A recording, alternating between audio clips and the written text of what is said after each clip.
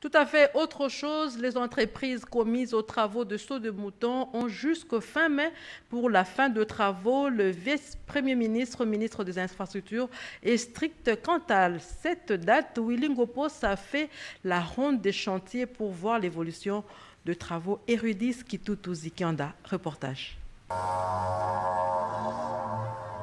Le vice-premier ministre, ministre des Infrastructures et Travaux publics, Willy Ngopos, a effectué une tournée d'inspection dans tous les chantiers de saut de mouton à travers la ville-province Kinshasa.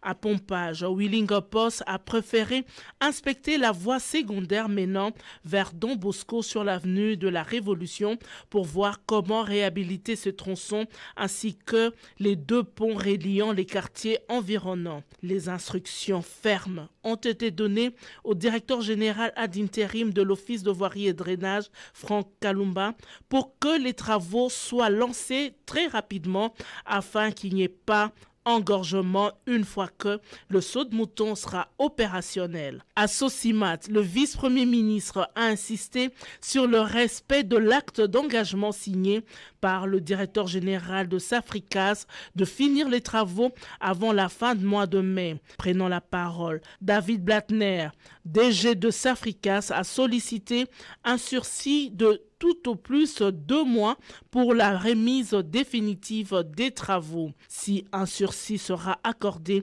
il sera le dernier et pour une durée raisonnable car il ne faudrait pas non plus que la précipitation soit un argument pour un travail bâclé, a martelé Willy Ngopos, insistant sur la nécessité de terminer ces travaux au plus vite.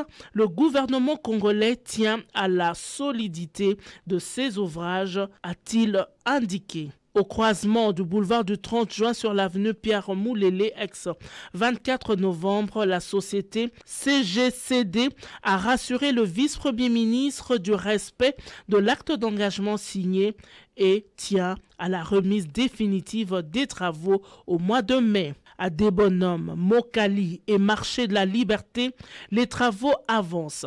Le directeur général de Safricas a rassuré de la qualité des travaux et le respect des normes. Avant de finir sa tournée d'inspection, le vice-premier ministre, ministre des Infrastructures Willy Ngopos, a salué l'avancée significative des chantiers et a invité les sociétés qui exécutent les travaux ainsi que l'OVD et l'Office de route à une réunion de travail dans son cabinet afin d'harmoniser les plans d'exécution des travaux qui entrent dans leur dernière phase.